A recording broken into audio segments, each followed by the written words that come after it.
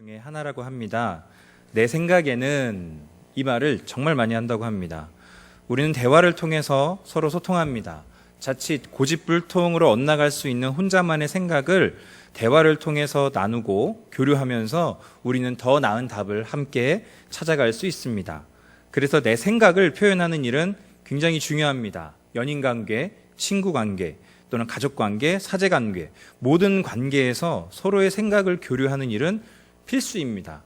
한쪽은 자기 생각을 늘 표현하는데 다른 한쪽이 자기 생각을 말하지 못하고 상대방에게 맞추고만 있다면 그 관계가 오랜 시간 건강하게 유지되는 것이 상당히 어렵습니다. 하지만 한편으로 적절한 조절과 기준이 없이 자신의 생각만을 표현하거나 상대에게 강요하는 것 또한 위험하죠. SNS 천국이 되면서 사실이 아닌데 자기 생각을 마치 사실처럼 퍼뜨리는 일이 굉장히 많이 생겼습니다. 그런 걸 요즘 피셜이라고 부른답니다. 오피셜에서 오를 뺀 신조어인데 정보를 주는 주체에다가 뒤에 누구누구 피셜을 붙이는 방식으로 쓰이고 있습니다. 그건 그냥 그 사람의 생각이라는 거죠. 지금의 시대는 피셜 전쟁인 것 같습니다. 물론 서로의 생각을 존중하자는 의미라면 좋겠지만 이 피셜이라는 단어는 그렇게 들립니다. 그건 님 생각이고요. 그건 님 생각이고요. 그냥 이렇게만 들립니다. 그래서 저는 이 단어가 유행하는 게 굉장히 불안한 현실이 담겨 있다고 진단해 보았습니다. 점점 우리가 다른 이의 생각에 대한 존중이 사라지고 있지는 않을까 이런 생각이 들었습니다. 150편이나 되는 이 시편에는 다양한 유형의 시가 있습니다. 찬양하는 시가 있고요. 감사하는 시, 탄원하는 시, 애통과 간구의 시, 회개하는 시, 또 공동체의 고백 등 사람이 살면서 느낄 수 있는 수많은 감정과 삶의 고뇌가 여러 유형의 노래들로 표현이 되어지고 있습니다. 그 중에서도 가장 두드러지게 많이 나타나는 시는 탄원시입니다. 자신의 사정을 하소연하면서 하나님께서 도와주시기를 요청하는 말 그대로 탄원하는 시입니다. 이 탄원시를 읽을 때 두 가지를 생각하면서 읽으면 굉장히 유익하고 풍성합니다. 첫째, 시인의 탄원에는 항상 대적, 원수가 있습니다. 그냥 원수가 아닙니다. 나보다 더 나은 상황에 있는 원수인데 그 원수가 나를 조롱하고 있습니다. 조롱의 질이 아주 나쁩니다. 너가 믿는 하나님은 지금 어디 계시느냐? 하나님은 너를 버린 것이 확실하다. 이런 뉘앙스로 조롱하고 있습니다. 둘째, 시인이 탄원하는 대상, 곧 자기의 하소연을 들어달라고 요청하는 대상이 하나님이라는 점입니다. 하소연을 하는 시인이 세상 어디에 호소를 해도 해결될 수 없는 기막힌 상황에 놓여 있다는 거죠. 그래서 하나님 외에는 자신의 억울함을 호소할 대상이 시인에게는 없다는 겁니다. 원수 보존의 법칙, 어딜 가나 원수가 있습니다. 기막힘의 법칙, 우리의 삶은 잘 나가는 듯 하다가 심상치 않게 기가 막힐 지경에 놓입니다. 그런 상황에 놓였을 때 하나님께 어떻게 탄원해야 하는가를 시편은 우리에게 가르쳐주고 있습니다. 이 시인의 처절한 탄원은 어찌하여 라는 말로 시작됩니다. 하나님 어찌하여 멀리 계십니까? 어찌하여 내가 지금 환난을 당하고 있는데 숨어 계십니까?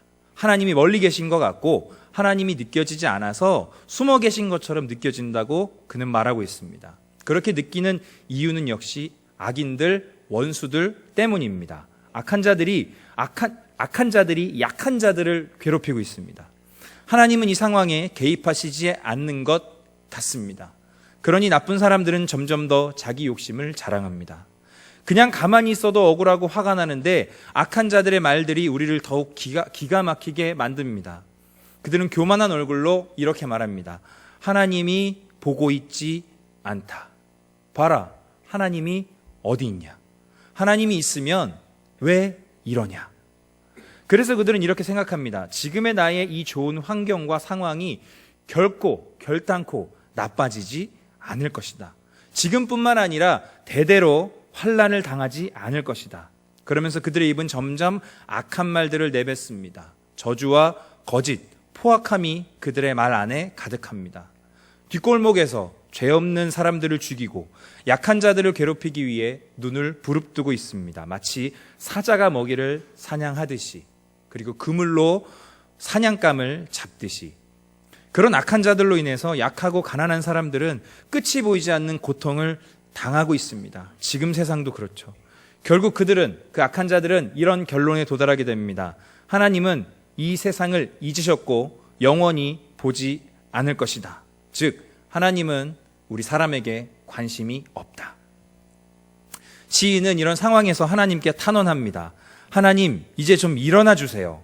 하나님의 손을 들어서 가난한 자들을 제발 도와주세요. 악인들은 하나님이 이 세상을 보고 있지 않다고 하지만 시인은 하나님께서 분명히 모든 것을 다 보고 계심을 고백합니다. 악한 자들은 자기들이 왕인 줄 알지만 진정한 왕은 하나님이시니 이전의 역사 속에서 그러하셨듯이 악한 자들을 제발 멸해달라고 시인은 청원하고 있습니다. 그는 하나님이 겸손한 자의 소원을 들어주시는 분인 것과 약한 자들을 위하여 반드시 심판하시는 분임을 믿으면서 하나님이 움직여 주시기를 기다리고 있습니다. 시인은 지금 싸우고 있는 겁니다. 자신의 내면 안에서 치열한 싸움을 하고 있는 겁니다. 두 가지의 생각이죠. 악한 자들의 생각, 그리고 하나님이 어떤 분이신지를 아는 자기의 생각. 여러분, 모든 인생은 이 싸움을 하게 됩니다. 딜레마는 여기에 있습니다. 분명히 진리인데 피부로 와닿지 않는 하나님의 말씀을 믿을 것이냐, 분명히 거짓인데 현실로 느껴지는 악한 자들의 말을 믿을 것이냐. 다시 한번요. 분명히 진리인데 피부로는 와닿지 않는 하나님의 말씀을 믿을 것이냐, 분명히 거짓인데 현실로 와닿는 악한 자들의 말을 믿을 것이냐의 싸움입니다.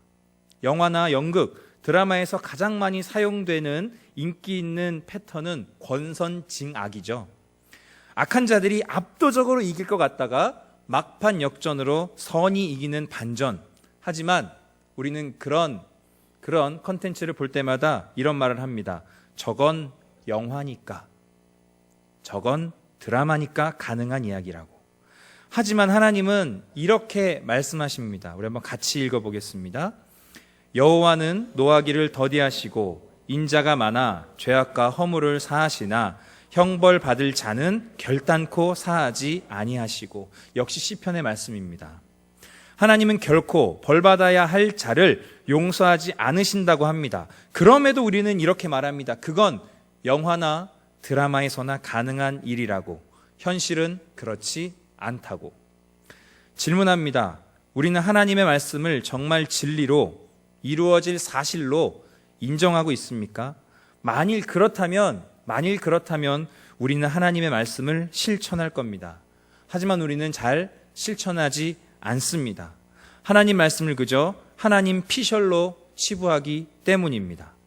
하나님의 말씀을 들을 때는 동의하죠. 인정도 하죠. 하지만 실제로는 그 말씀의 원리가 아닌 다른 원리를 의존하며 살고 있다면 그런 태도는 우리가 하나님 말씀을 사람의 생각으로 그저 하나님 피셜로 전락시키는 것 그 이상 그 이하도 아닙니다. 이런 거죠. 맞습니다. 진리입니다. 인정합니다. 참 이상적이고 아름다운 말씀입니다. 근데 그건 하나님 생각이고요. 왼뺨을 맞았는데 오른뺨을 대주면 호구되는 게 현실이거든요. 그냥 나는 사람들이 말하는 현실의 원리, 피부로 느껴지는 원리로 사는 게 맞다고 생각합니다. 하나님은 모든 진리의 근원이며 총체이십니다. 그러기에 어떤 사람의 피셜도 하나님의 말씀 앞에서는 청소기에 빨려 들어가는 먼지와 같이 사라질 겁니다. 시인은 지금 악한 자들의 말을 듣지 않고 하나님의 생각, 하나님 말씀을 붙잡기 위해서 내면의 치열한 피셜 전쟁을 하고 있습니다. 오늘 우리의 모습은 어떤가요? 하나님의 말씀을 그저 하나님 피셜로 치부하고 있지는 않나요? 우리도 시인처럼 한번 분투해 봅시다. 악한 생각에 지지 맙시다. 그리고 인내합시다. 약속하신 대로 반드시 다시 오실 예수님을 기다리며 살아봅시다. 기도하겠습니다. 주 예수 그리스도의 은혜와 하나님 아버지의 사랑과 성령의 교통하심이